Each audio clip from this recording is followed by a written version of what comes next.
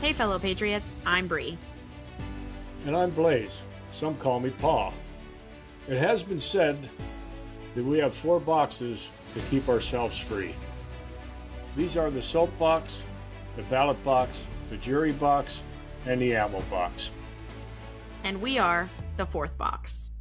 We are here to arm you with enough information, resources, and skills to take back your freedom, increase your self-sufficiency, and inspire you to join in the fight against tyranny. Thomas Jefferson said, "Eternal vigilance is the price of liberty." Thank you for joining us and for joining in this fight. Welcome back to the 4th box.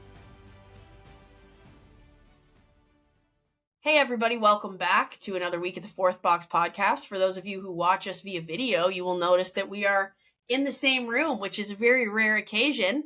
It is a very special week for our family. We are coming off of a baby shower. We are going into a wedding. I'm sure there could be discussion of that at some point again throughout this conversation. I will start by saying that I am very ill prepared for the conversation tonight because of everything that we have going on. But honestly, I think that's no problem. We talk about it on the show all the time. It's good to step away from these things sometimes and not be so fully focused on all the bad going on in the world. And we're thankful to say that this week we have a lot of good going on. So yeah, with that, here we are together.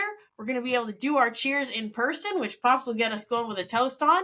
And yeah, just happy to be getting started in person together in the same state, in the same building. Yeah, it's, I think the 3rd or 4th time, perhaps, maybe that we've had one of these where we were sitting together. And I'm going to save the toast for some of our family activities until next week. Okay, sure. But I do want to remind any new listeners, and of course those that have followed us on a regular basis, we are gathered at the 4th Box podcast in the virtual Buckman Tavern. And at the Buckman Tavern, we like to recall the great patriots that used to gather up on the Lexington Green in preparation to what led up to on April 19, 1775, which was called the Shot Heard Round the World. And a place where patriots gathered and went over their plans to resist the crown and set out on this grand experiment called the United States of America. So the 4 boxes, which are alluded to in the beginning, were the soapbox, which we are using here to help spread word, the ballot box, of course, which is your right to vote, which we tend to believe that there has been a lot of tomfoolery gone on with elections, not only just recently, but for a very long time. And it's quite probable that the election box is not the key to our reviving of the liberty we all seek. Then the jury box, which is kind of obscure, but that is for the opportunity to use jury nullification to overturn bad law. And of course, you will not be instructed on anything related to jury nullification. And lastly, the ammo box or the cartridge box, and we here call it the ammo box because we are attempting to arm everybody with information to help them get through what we consider to be tyrannical government at all levels around us today. We are so far from the Constitution. So that is the basis of what we are here to talk about almost weekly, related to personal liberty and those things that come with it, which is living the life you choose. So for our toast tonight, I wanted to toast Tulsi Gabbard, who is on her way out of the Trump administration, but on the way out, she has introduced the idea of the 120-some bioweapon labs, that are being funded by you, the U.S. taxpayer, around the world. 30 different countries contain these things. Certainly there were some that were suspected to be in Ukraine. So I'm very thankful that Tulsi, on her way out, at least exposed some of these things. Wish she could have hung in there. I think maybe she was really trying to work toward releasing data and getting data out on the Epstein file and those other things as well. But to Tulsi, I'm saluting with a single malt Scotch whiskey tonight. And you have some of our moonshine. Very weird strawberry cream moon pie. Moon pie moonshine. Yeah, kind of a tongue twister. We're going very opposites here. He's got a very smoky beverage, and I've got basically adult strawberry milk. So cheers. Cheers. Glad you're here with us tonight. Oh, that's good stuff. And I changed my quote late in the day when I found one. There was an article that showed up on the Burning Platform, which is a place I like to go and check every couple of days. And it's been held up there as a premier article for over a week now. So this is really getting a lot of attention. But this quote comes from off of the beginning of the article that's now at the top of the Burning Platform website. One of the saddest lessons in history is this: if we've been bamboozled long enough, we tend to reject any evidence of the bamboozle. We're no longer interested in finding out the truth. The bamboozle has captured us. It's simply too painful to acknowledge, even to ourselves, that we've been taken. Once you give a charlatan power over you, you'll almost never get it back. And that was from Carl Sagan, Out of the Demon-Haunted World. I just thought that was great. You know, so many times we're talking about why can't we get people awake to what is going on around us? And that is the straying, actually the complete abandoning of the constitutional privileges that were granted to us by our founders, God-given rights protected in that document. And they're being completely obliterated every day by those we have put in office. And we seem to accept it rather than admit that we've been duped. So I thought that quote really was appropriate for today's times. Yeah, well, I should say I didn't want to get into it too much, but this past Sunday was the big UFC fight on the White House lawn, and I can't really think of a better word for that than bamboozle. Talk about bread and circuses. So that's a tough one. I would have loved for this to have been a different experience.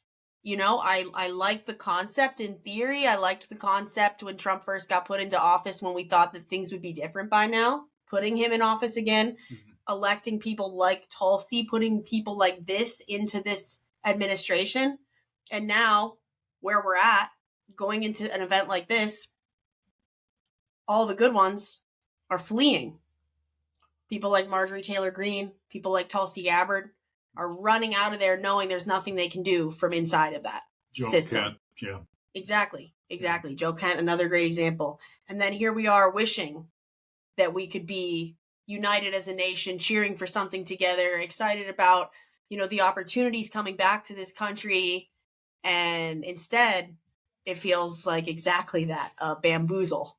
So yeah, good quote. I'm glad you mentioned that event. I'd like to get into that a little bit further. Before we do, I did have a moment in history for tonight. And we know, leading up to the 4th of July celebration, 250 years, it is certainly a reason to celebrate. We know we have a lot to claw back, of course. But we have been here for 250 years. The grand experiment continues. It's up to us to change the current course we're on. But from the moment in history for tonight, and this dates to June 20th, American forces under Colonel Rufus Putnam started construction of Fort Washington. And I've been to Manhattan many times, but I don't know that I've ever gone up to the northern end and visited whatever remains there of Fort Washington. But that was on the northern end of Manhattan. And the reason that the American colonists were putting that fort there, it was in hopes of keeping British ship traffic from sailing up the Hudson River inland up toward Albany and the forts that were up in through that way. So that started in 1776 on June 20th. And of course, the revolution was pretty much underway for a little bit more than a year now at this point in 1776.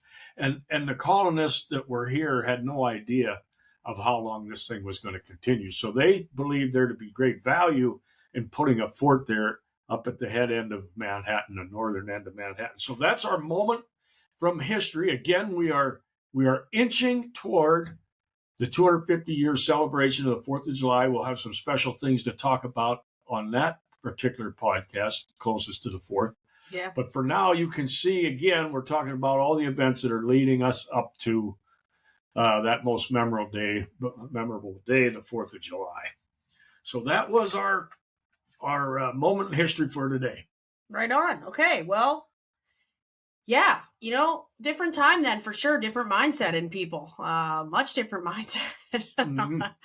Yeah, I know I kind of started us off early with that UFC conversation, but I didn't really want to talk about it that much, but it's hard not to. I just, people were so excited and people were so into it. And wow, if only it were that easy to just get people to show up in Washington, D.C. to, like, I don't know, maybe voice their disdain. Yeah. But you throw up a circus and a party and they're there. I think, I've been thinking about that whole event, and not that there's anything wrong with it. It seems a little distasteful to be right out in front of the White House. It seems like maybe there could have been a better place for it. But really, to me, I think the basis of this whole thing was to rally what is left of the MAGA base. I think this maybe is the sort of thing that is appealing to what's left of the MAGA base. And, we've talked about it off and on. I think many of us have become very much disenfranchised with where this administration has gone in terms of turning its back on campaign promises. We're in the middle of a war now, talking about Tulsi Gabbard, who's, the position she was in is basically in charge of 18 different intelligence gathering agencies. And every single one of them, which is almost never heard of, but every single one of them agreed that there was no imminent threat of a nuclear weapon. But we pushed forward. And there's all this conjecture and discussion about the Israeli influence. But Trump made a decision, whether it was the Israelis that leaned him into that, some other voice, but the people that are surrounding an administration who were to be advising all said, no, there's no reason to do this. And we went ahead and did it anyway, and we've spent about $2 billion a day, I think is what the current estimates are, for this war, which was never declared by Congress. Therefore, it's unconstitutional, meaning it's unlawful. So Trump had been very much outspoken about not starting new wars. Yeah, which was one of the big reasons that we voted for him, and so many people voted for him, and were not just voting for him, but supportive of him and hopeful that we would see real change, because this was something that did set him apart. And so quickly that went by the wayside. I mean, so quickly. And it always brings us back to the question of follow the money. Where is the money coming from? Where is the money going? Like, what happens next? And obviously we've talked about the Israeli influence quite a bit, and there's just so many factors to consider, I think, when we're talking about this war, and the implications of what comes next. And I did see something quickly today that I was going to pull up, and I don't have like the full story in front of me, so I'll find it and I'll put it in the show notes. But there was a man named Jonathan Pollard, who was a U.S.-born Israeli spy, and he was on another podcast basically admitting that Israel will have to go to war with Turkey and Egypt once they finish off with Iran, Gaza, and Lebanon. He said the storm is coming, unlike anything the world's ever seen before. We have to be prepared for the next war, which will probably be against Turkey and Egypt. So I just brought that up because I want to make it clear that I think there are much bigger things happening. And we know that when they sold us this whole, oh, it's a nuke, we got to get in there and get out this nuke, we knew that was not quite true. But I think it's been hard to really unravel the pieces of what is going on behind the scenes that we can see. Mm-hmm. And we've had speculation, but it just, something like this does make you wonder, like, what is to come next? And that said, we know the conversations that have come up about combining our military forces, which is threatening for a number of reasons. One, because if Israel has its sights set on wars all over the world, well, now we're tied to their military. That, I don't think there's a question of anymore, do we go to war? Does that mean if they go to war, we go to war? Is that what that means? And the second component of that is a little bit outside of that conversation. It's actually a little bit different, goes back to the AI thing. It basically means we're sharing all intelligence. So great, now we're all these data centers we talk about, all this intelligence that's being collected around our country, now it's just going to get fed to Israel? That appears like it's certainly possible. I think to your point about Turkey and or Egypt, possibly after Iran, Israel can't defeat Iran. I'm not too sure that the U.S. and Israel can defeat Iran. I don't know why we would be committed to doing so, other than polishing, Netanyahu's shoes for him and taking care of his heavy lifting, because he's certainly not going to do it. So I think we've been kind of coerced into it. But there has been much discussion about beyond that, as you mentioned. Obviously, they want to be the dominant force in the Middle East. They've pretty much made that statement clear. And they only have a chance to do it if we are there in full support. So this seems like it's an effort that was put in place. And believe me, your congressman voted for it. Yeah. Your congressman went along with it. The people that weren't were Tom Massey and Ro Khanna, and maybe a few like that, who are the outcast in D.C. So you can look up the voting record for that particular NDAA passed this year for 2026. You can look it up, and I'm sure ours did, yours did. They voted for it, because the ones that didn't were very few and were called out by the media and everybody else. And they were the only ones that had any sense to suggest that this doesn't look like a good idea for us to be joined at the hip with the Israeli military. But to circle all the way back around, I really think that the wrestling match and the redoing of the mall, and the pool down there, the reflecting pool, and I think these are significant efforts, PR efforts, to continue the support of the majority of the folks that voted for Trump in the first place. I think they probably sense a fracturing of that coalition. They're looking forward to possibly losing control of the House, maybe the Senate in the upcoming midterms, which will really make him a lame duck and quite probably impeached and put in jail. So I think there is a rallying going around some of these events with the things that they have planned in D.C., and Trump's name being at the forefront of some of these events. I think a wrestling match really was in poor taste. It's not a terrible thing. It's not, but it just doesn't seem like that was done for anything other than trying to keep the coalition together and pull those people together around a rallying thing. And I'm sure it was very patriotic and all the rest of it. But from what some of the things I've heard come out of there, it sounds to me like it was pretty low class. Well, sure. And the thing that, like, for me, my mind just immediately goes to is, like, how often we've talked about they have to show us what they're doing. They have to show their hand. That's part of the deal. That's part of how evil has to work in the world. And for me, it's just another way for them to sort of watch what we'll allow and laugh at us. That's how I feel. Mm-hmm. I feel like they, for this, which I really liked, we had Jacob Johnson on, and he mentioned, like, I won't call them elites because they're not. Mm-hmm. And I really liked that. But that group, that we typically refer to as that, the global cabal, the deep, deep state, the shadow government, whatever you want to call it, they, I think, get off on knowing that they do control us like puppet masters, and watching the sheep baa and get in line, straight to the slaughterhouse. I think there's satisfaction in that. And I think that's what it feels like to me watching it. And it's like very embarrassing, knowing that we're going into our 250th year of a country that's supposed to represent exactly the opposite of that. I like that.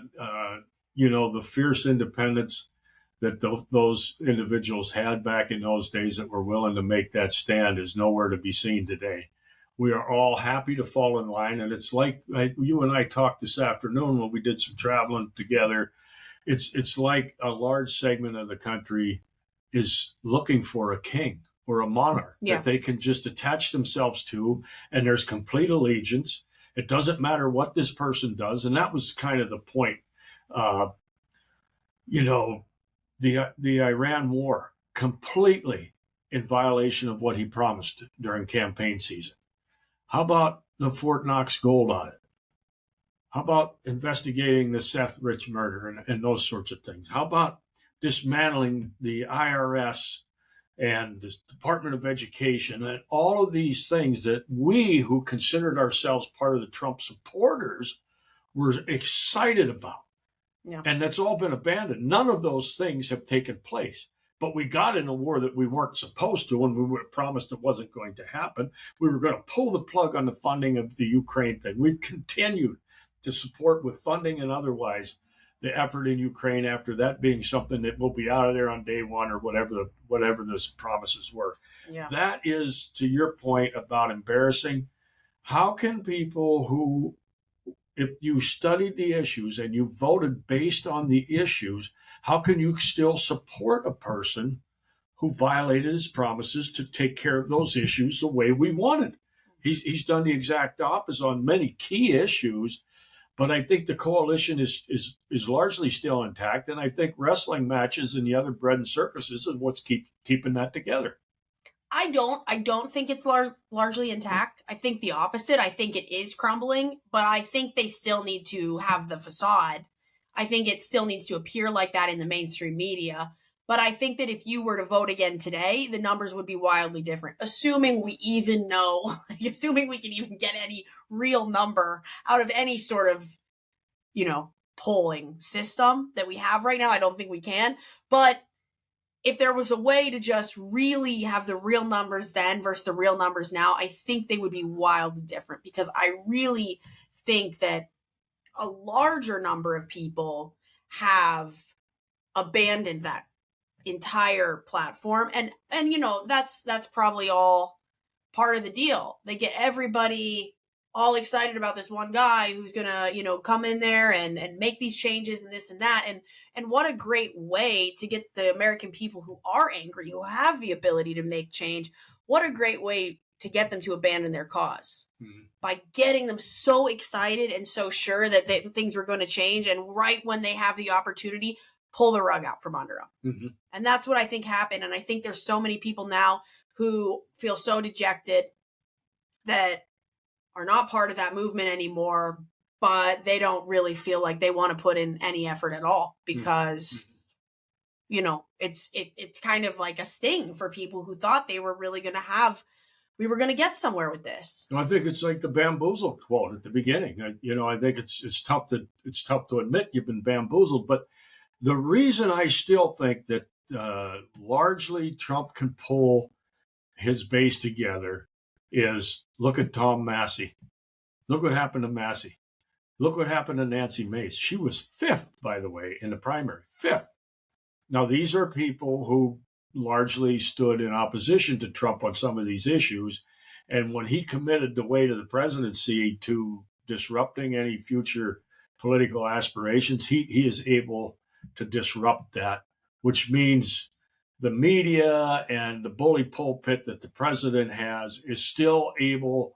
In Kentucky, of all places, Tom Massey, you would think, would have been solidly supported.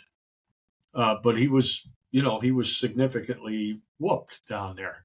So I do have concerns that there are factions that are breaking away. But at the end of it, there's still a significant enough group that are in support of him that you can vote out an incumbent, a serving congressperson who was probably the closest thing to a constitutional representative that we had in office at the time. So I just don't think Trump was the push for that. I think the same thing that pushed the same force that pushes Trump to make the decisions he does and say the things he does is the force that kept Thomas Massey from winning. I tried to quickly look up the number, but I couldn't find it fast enough. But tens of millions of dollars were dumped into Ed Galrain by Israel, by AIPAC, which tells me that it doesn't really matter if our voting system works, if the ballot box isn't broken. if the second box, let's assume it still works. But if Israel, another country, an outside force, the same country, the same force that's now joining forces with our military, getting access to all of our intelligence, if they can step in and dump so much money into another candidate that it swings the entire election, then we don't control our voting. Another country controls our voting. And that doesn't work. And it doesn't matter what Trump says, because I don't think it would have mattered even if Trump did like Thomas Massie if Israel didn't. Well, that's a different argument. I think Trump did come out and say he was going to work toward primary Massie and getting him out of there.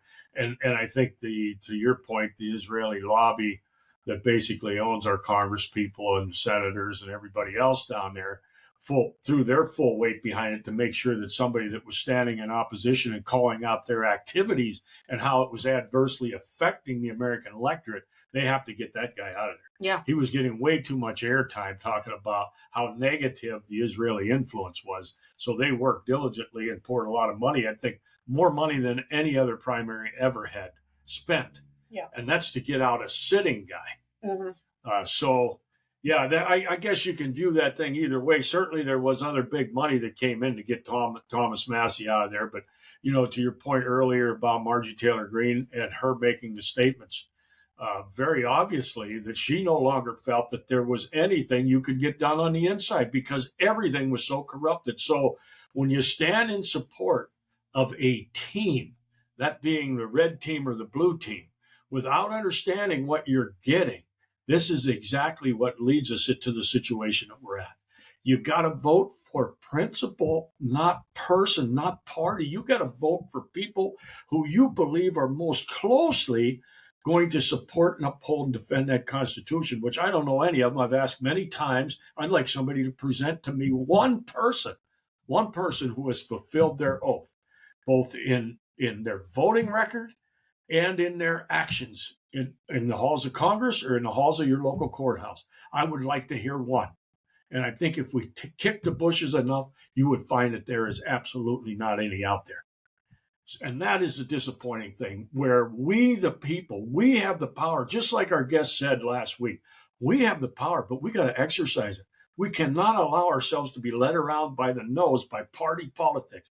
If they don't uphold their oath, if they don't fight vehemently against every bill that is out of constitutional compliance, they are complicit. They are breaking the supreme law of the land. They need to be in jail, not reelected. Mm-hmm. Well, Marjorie Taylor Greene has also expressed sentiments, since leaving, that the one thing that she did take away and learn is that the American people have more power than they know, than they realize. Mm-hmm. And that's exactly right. Like Jacob said last week, we do have the power to make change. They're afraid of us. They are afraid of us. That is something that she left stating. Like, hey, this is what I saw. They're afraid of you. Use it to your advantage. Mm-hmm. And we don't. Because we haven't been able to figure out how to join forces enough.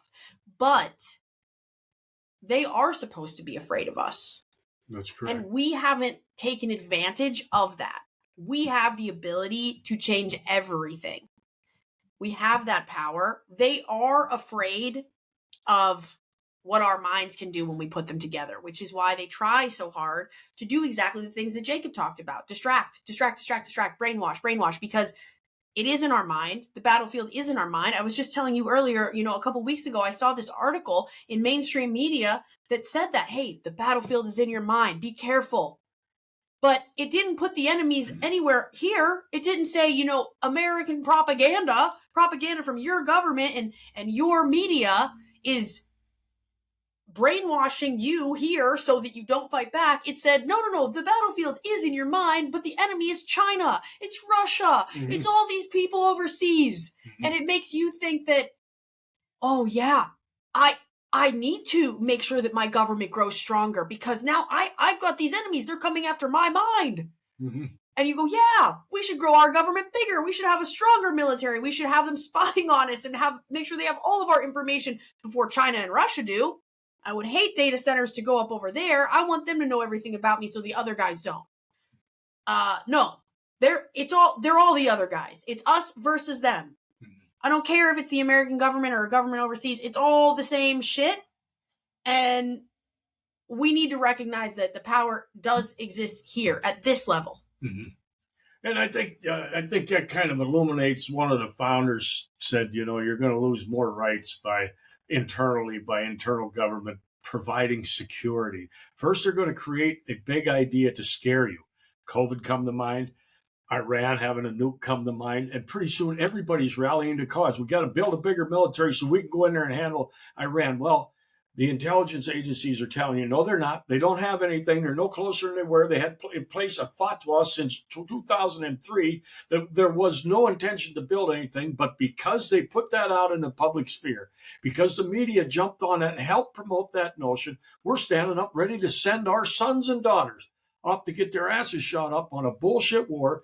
Now, as long as we're talking about that, should we highlight the notion that we're supposed to be engaged in a signing of a peace treaty of some sort, part of which is a $300 billion payment, so I am reading, that is going to be made to Iran by the United States. Now, J.D. Vance quickly was come out today and said that will not be funded by taxpayers. Well, my first argument is I don't know where it comes from unless you're going to import tariffs, which have already been shot down because it's the wrong colored team that came up with it. They've been shooting that whole notion down, which was how we were funded before income taxes became the thing. It was funded by tariffs. So now to say that it's unconstitutional, you can't. But anyway, it's a different story for a different day. But think about this. How can we come away saying that we were the victors when we're going to pay $300 billion to the country of Iran for the damages that we caused? Yeah. We did not deter any nuclear ambitions that they may have had. We did not do anything to strengthen our position in the Middle East. Not that we should be there to begin with, but many, many of those bases were wiped out in retaliatory strikes that were made by Iran. When Israel was bombing places or we were bombing them, then they turned around and struck our bases. They're not going to be rebuilt. Those places are not going to be rebuilt. We are no longer a factor there. The Strait of Hormuz, they claim, is now open, which it had been open. Yeah. We didn't have enough vessels over there to shut that thing down. There were things coming in and out. So all of what we've been, just like if you listen to the stories now, like from Colonel Daniel Davis talking about, the Iraq and Afghanistan war, we were lied to from beginning to end. What makes you think this thing was any different? And now this country is going to come up with $300 billion. How did we win? How does anybody consider this a win? Yeah, I mean, this is where those ideas of transfers of wealth come into play as one piece to this puzzle, right? Like, even mentioning what that man had said earlier on that podcast, we don't know what the full intention of this was. We know it wasn't what they said it was. But, the transfer of wealth is a very real thing. $300 billion, okay. You say it's not coming from the American taxpayer. I don't know where else it comes from. The government doesn't make money unless they print money, which means that the value of our dollar goes down more, again, which it's doing all the time anyway. If we print $300 more billion from thin air with absolutely no back, it's just I could print money and it would have the same value. And we send it over there. That money is going to who exactly? The Iranian government? And how tied are they to other forces that maybe we don't see? It's just big players giving money to big players. They're taking more money from the little people, us, because it's really coming from us, and they're going to send it to other big players that are part of this whole shadow government. I've said it before, and I said it again. When things like this go on, we don't know how much the people behind the scenes of all of these different countries are actually just working together.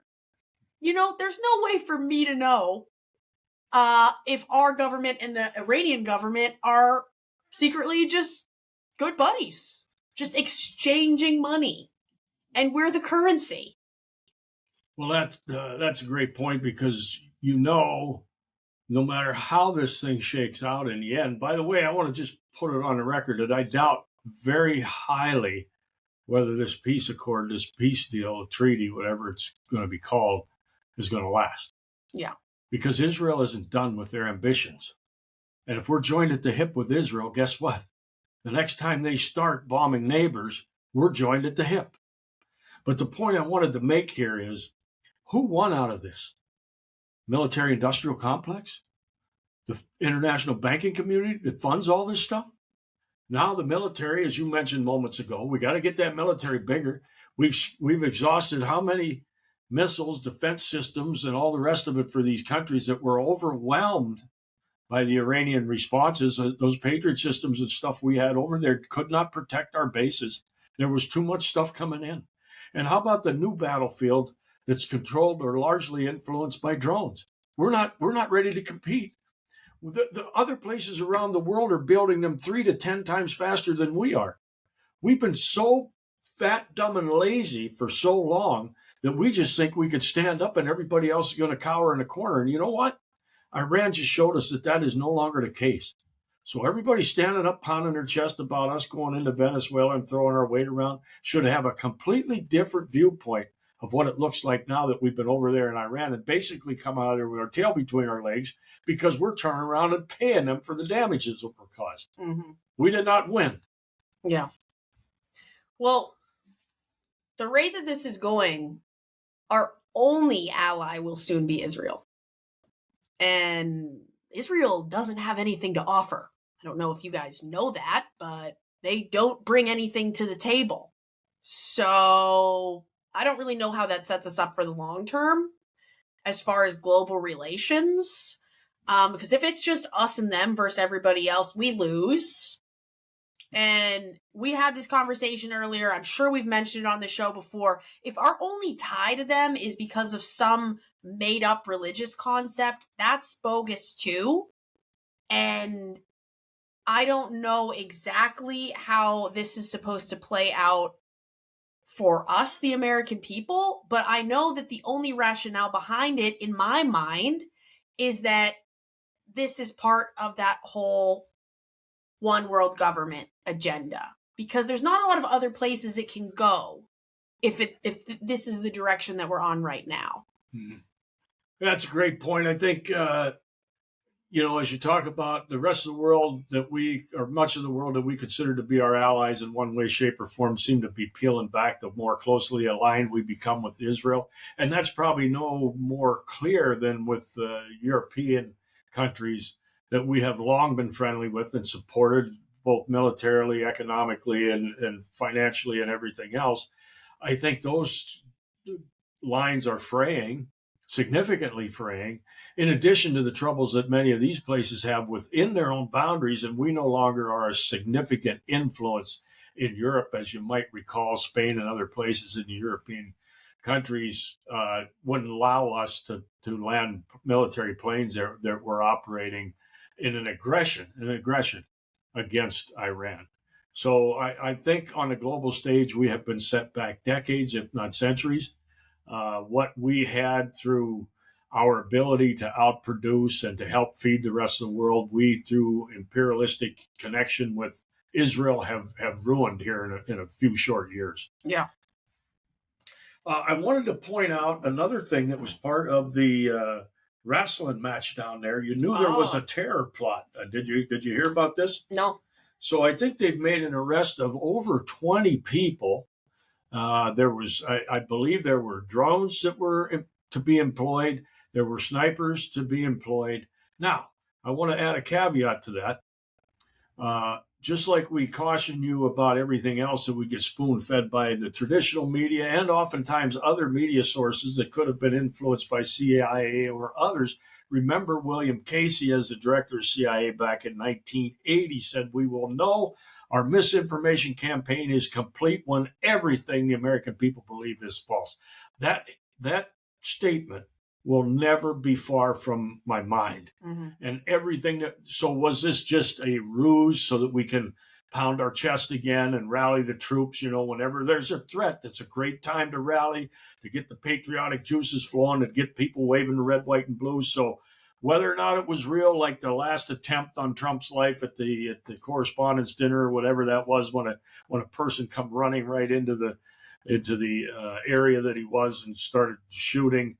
I just don't know how much of this is theater. I suspect, my personal gut feeling is that much of it is, and maybe this was too. But there apparently was an attempted, or the theater of some kind of an attempt of a terror activity to take place as part of that wrestling match down there, that UFC fight.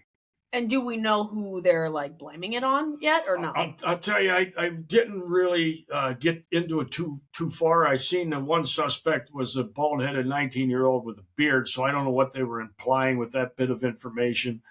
I suspect if they can cast our thoughts into one demographic or another to be suspicious of, that will be part of it. I haven't read a whole lot of the reports on it yet, but I did see that there was something that was being cooked up as part of that, a response from somebody who obviously was not in favor of it. Yeah. Well, I mean, at a certain point, like, how many of these threats are we going to see with this president in office? And to me, again, this is one of those things where it's like, okay, we get it. You're trying to make the people like the guy. Like, we get it. Yeah. And again, who knows? I don't know. I have no way to know. But this is the feeling that I get when these things happen. I immediately go, well, I'm not quite buying the story I'm being fed. And what could be the greater purpose? What purpose would this serve? Precisely. And we've had an awful lot of assassination attempts on one guy, and I think they know, for me, that's how I know that, like, they know that they lost MAGA. They know that that group is not behind them anymore. Well, how do we get the group behind somebody again?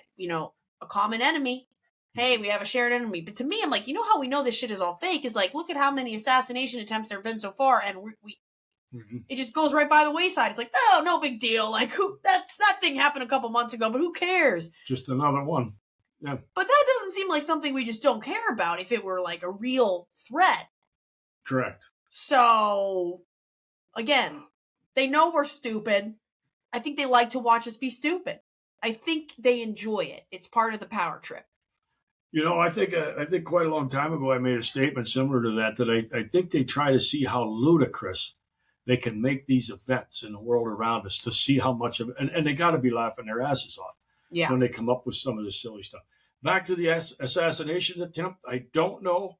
Once again, unconfirmed story, but I have heard this week that Trump was the one who called off any further investigations on Butler. I saw that too. So what would be the reason for something like that? You really got to scratch your head. Is somebody getting too close to uncovering what really happened? I don't know. But when you hear a story that Trump himself was the one that put the end to that investigation, really makes you scratch your head, or it should. Yeah. It should make you scratch your head. Yeah. Okay, got any other topics? I don't think so. What else do you have? Interesting note.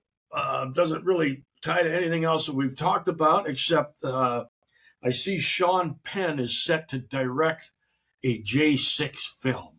Oh. So you ought to know what kind of value is coming with that thing, and where the support's going to be. Remember again, folks, the CIA has had a significant influence on Hollywood and the movies and this crap that comes out of Hollywood for a very, very long time. So here we have a very well-known, recognized name, former star, I guess. I don't think he stars in movies anymore. He don't look that great.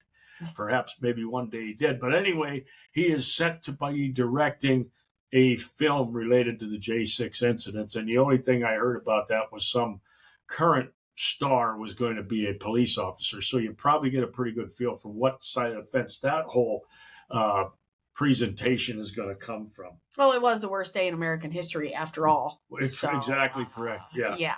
Good point. Thanks for reminding me. Sure. Of that. I don't know if you did see, we had a B-52 crash out at Edwards Air Force Base in California, and I do want to salute those servicemen and send our best wishes off to the family. Apparently, there was 8, and I think there's a crew of 8 normally on a B-52. And this thing was apparently getting ready for a training flight and crashed shortly after takeoff. And apparently all 8 airmen are deceased.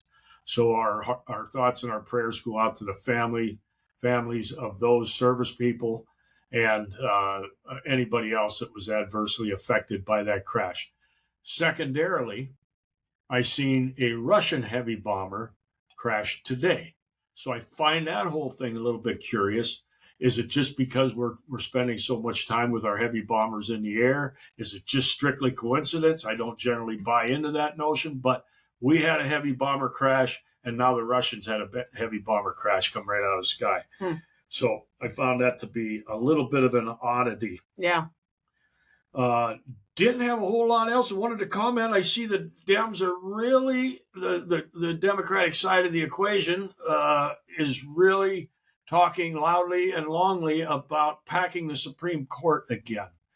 If the Supreme Court did what it was intended to do and didn't legislate from the bench, that should be a safe haven for us, we the people, to protect our God-given constitutionally protected rights. My only suggestion is with what we currently have on the bench, that most often does not happen, that being our constitutional rights being protected. And if it can be packed by the most obvious communist side of the two-party system, I think that things can only get worse coming from the judicial branch of government. Yeah. Yeah, well, I don't know. I mean, it's always tough for me just talking about voting in anyone, in any office at this point, because I just feel like it's so far removed from anything that makes real change. And I just think it's meaningless. And that's tough because it is one of the boxes.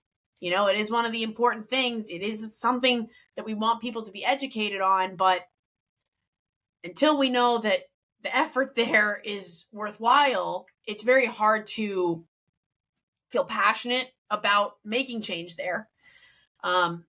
This one's a little bit different, but, we talked about it earlier in the car for a moment, so I wanted to make sure we brought it up, and I almost forgot. I was seeing today, and I have to find a little bit more articles on it, and I did look into it quickly. I don't think it's that new.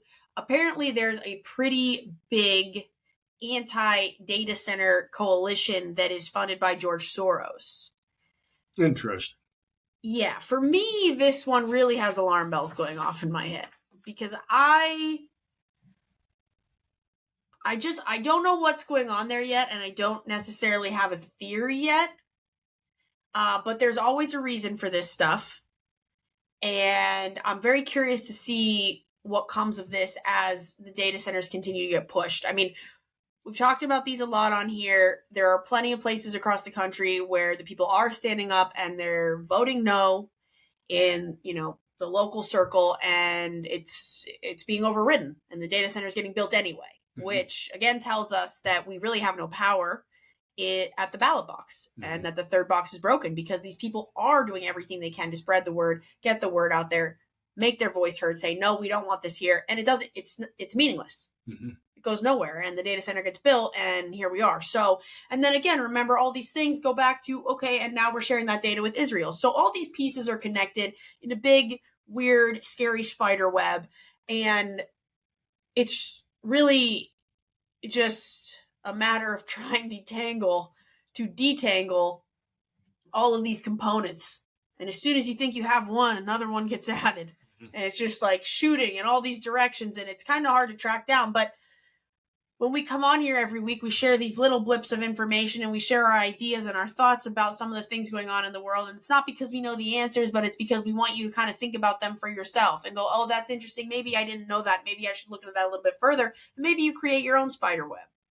Because really, if more of us know and understand these things and have the ability to use discernment, we can make change. Remember, we said this earlier in the show. We do have the power. The power is in us, the people, but we have to know how to use it. And to use it, we have to be educated on what's going on. And it sucks. It's difficult. But it is worth knowing because it's going to get worse if we don't take action. Oh, correct.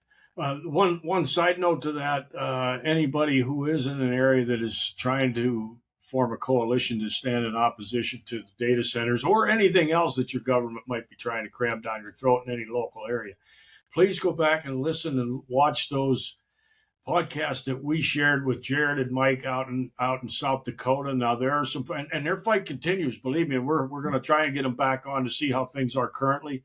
But they held this off at least through one round, maybe two. They've held off what apparently government and big money, big corporations conjointly were trying to force down the people's throats. So it can be done. It takes effort. You cannot sit at home. You've got to get up and take part. A couple other notes I wanted to bring up related to last week. I thought Jacob did a great job aligning perfectly what we've said is the resistance starts in your home. You first have got to commit yourself to avoiding and pushing back against those things that are a threat to you and your family. And that means becoming more independent, such as we've had different shows talking about independence and all of those things. But I wanted to highlight that. It just aligns so well with so many of the things that we've said over the last couple of years. Yeah. Secondarily, I thought it might be interesting for us to try and get the CIA whistleblower Kevin Shipp on our show with Jacob together as a guy who has spent, I guess, up to close to 3 decades now digging up information, researching MK Ultra and other CIA-run programs, and then to have the former CIA operative who was a whistleblower and basically had his life ruined by the agency, who's still popping up out there. If anybody is interested, you could still find Kevin Shipp up there and look at his story or go back to our podcast. But I thought it might be interesting to try and get those two lined up together sometime. Yeah, that'd be a cool conversation for sure. We should look into that. I keep thinking I've got nothing else to say. Let's wrap this up. But you were talking about Jared and Mike, and it made me think of, when this all first started for them, they were telling us a lot about how Kristi Noem was like just horrible to deal with. And Kristi Noem is one of these people who from afar looked, very patriotic, like exactly the person that you want. Oh yeah, she's all about like American tradition and American values, and she totally stands for freedom and this and that. And we learned through them that that is not the case, and that she does not really stand for the individual, and certainly not the individual's rights, not property rights. And then when she got kind of dragged out of that position and into the Trump administration, we were sort of not on board with that because Jared and Mike warned us that she really was kind of all about corporations swooping in and using eminent domain, though she doesn't appear that way in the media. And now in her current position as Secretary of Homeland Security, is that right? Yeah. She apparently is also joining Nova Red Mining as a strategic advisor, which is a major player in the critical mineral space. Lovely. Isn't that weird? Because they're one of the groups that is using eminent domain to take people's land for their needs. So just kind of going back to what you said, the things that we've learned through our conversation with Jared and Mike, and we said this from our very first conversation with them, this might feel far away from you. This is in South Dakota. This is about, these carbon pipelines. This doesn't affect you at all, but it does, and it will. And now we're seeing that play out because now she is in Washington, D.C. She's the Secretary of Homeland Security, which means she has kind of like a lot of control over our nation's security. And, when you think about what these critical minerals get used for, there is overlap with the security of this nation. And I saw that quickly and I thought, okay, that's concerning. And also, Jared and Mike kind of told us this is the person that she is. So this is why it's so important to have these conversations with people from all around the country who are experiencing their own small battles, because they're never small battles and they always do kind of connect in that spider web to other pieces of this puzzle. And I think this is something that we're really going to need to keep an eye on as this plays out, because it's very weird. And also, how are you even allowed to do that? How are you allowed to be part of this mining group when this is your current role in our government? So anyway, it's just kind of a little sidebar, but I found it very peculiar when I saw it. I think that's a perfect example of how asleep we are. And if we want to change it, we just have to get up, because corruption is blatantly in our faces. And if we sit here cheering for the people that are carrying it out, how do you change the circumstances, the direction that we're headed, and where our children and our grandchildren are going to end up? If we don't do something, everything that we thought we had in this country is going to be taken away. And it's going to be taken away by the people that you're cheerleading for. Yeah. Yeah, amen to that. So that's all I had. Yeah, well, that went pretty quick. I think we're very close to an hour already. So if nothing else, I know we have some guests coming up. Sheriff Nat Mack next week. Looking forward to having him on again. He's got a new book out. I know we're going to talk about it next week. I hope you will all join us. Richard Mack will be back on the show, and I know we got some other guests coming up shortly, too. Yeah, we've got a few really, really good ones that are actually going to be pretty relevant to some of the conversations that we had tonight. So we'll kind of be able to go into some of these things in more detail with some people who are experts on the subject. So it should be good. Looking forward to the months ahead. And before you get into the Bible verse, I'll just throw it in now, guys. Always, always, always, if this episode had any value to you, remember to share it with one person. I mean, we cannot do this on our own. The power is in the people if the people come together and if the people are all kind of on the same page, and we don't have to have the same thoughts, and we shouldn't. But we should be sharing these ideas, these concepts, and talking with one another about it. So just remember, if you like this, then like it for real. Click the little like button, whatever you got to do, get it out there. It helps us and it helps you and it helps all of us, really, which is the point. So yeah, great for bringing that back up. And we welcome feedback. If anybody wants to jump on or have a discussion about any of the things we've talked about, we welcome that. It's all about open discussion and sharing ideas. That's how we get people to their feet. Yeah. And we're not experts. We're not like political anything. We're just a dad and daughter who like to bullshit about this stuff because we're going to do it anyway. So we might as well do it with you. Yeah, exactly. All right. So I think we can wrap it up with the verse if you're ready. I'm ready. Let your eyes look straight ahead. Fix your gaze directly before you. Give careful thought to the paths of your feet and be steadfast in all your ways. Do not turn to the right or to the left. Keep your foot from evil. That's Proverbs 4:25 and 27. Nice. That was a great one. Alrighty, guys. Well, that's it. It was really great to be here together this week. Hopefully we have a couple more of episodes like this in the future. But either way, you know where to find us. We'll be right back here next week, Thursday at 6 p.m. Stay vigilant. 7 p.m.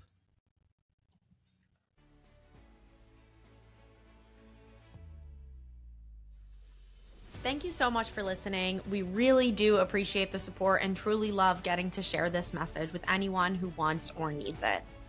The best way for you to support the show is to subscribe, add a rating, and share with everyone you know. You can find us on Instagram, X, and at thefourthbox.com. We'll see you next Thursday at 6 p.m. Stay vigilant.